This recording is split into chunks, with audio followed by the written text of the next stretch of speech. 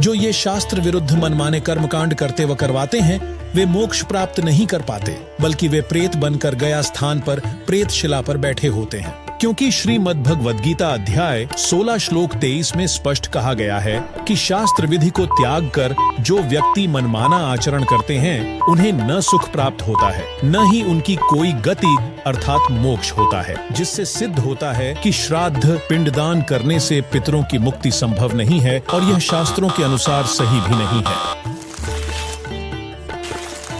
दर्शकों, अभी आपने गीता जी में देखा कि श्राद्ध आदि कर्मकांडों को करने के लिए गीता में मना किया गया है। साथ ही 18 पुराणों में से एक मार्कंडेय पुराण गीता प्रेस गोरखपुर से प्रकाशित के पेज नंबर 250 से 251 पर रौच्य मनु की उत्पत्ति कथा में लिखा है कि एक रुचि नामक ऋषि था।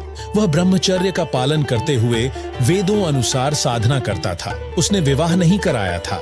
वह जब 40 वर्ष का हुआ तब उसे अपने 4 पूर्वज पिता, दादा, परदादा तथा तीसरे दादा जो शास्त्र विरुद्ध मनमाना आचरण करके पितृ भूत योनि में भूखे प्यासे भटक रहे थे। एक दिन उन चारों ने रुचि ऋषि को दर्शन दिए तथा कहा कि आपने विवाह क्यों नहीं किया, विवाह करके हमारे श्राद्ध करता। रुचि ऋषि ने कहा कि हे पितामहो, वेद में श्राद्ध पिंडदान आदि कर्म को अविद्या अर्थात मूर्खों का कार्य कहाँ है, फिर आप मुझे इस शास्त्र विरुद्ध कर्म को करने को क्यों कह रहे हो। पितरों ने कहा कि यह बात सत्य है कि श्राद्ध आदि कर्म को वेदों में अविद्या अर्थात मूर्खों का कर्म ही कहाँ है। इससे स्पष्ट है कि हमारे धर्म शास्त्र पवित्र चारों वेद व इन्हीं चारों वेदों के संक्षिप्त रूप श्रीमद् भगवद गीता में श्राद्ध आदि कर्म कांडों को करने की अनुमति नहीं है, जबकि जितने भी हिंदू साहेबान हैं वे भक्त समाज को शास्त्र विरुद्ध ज्ञान देकर उनके मानव जीवन के साथ धोखा कर रहे हैं। इसलिए सभी हिंदू भाई समय रहते संभल जाओ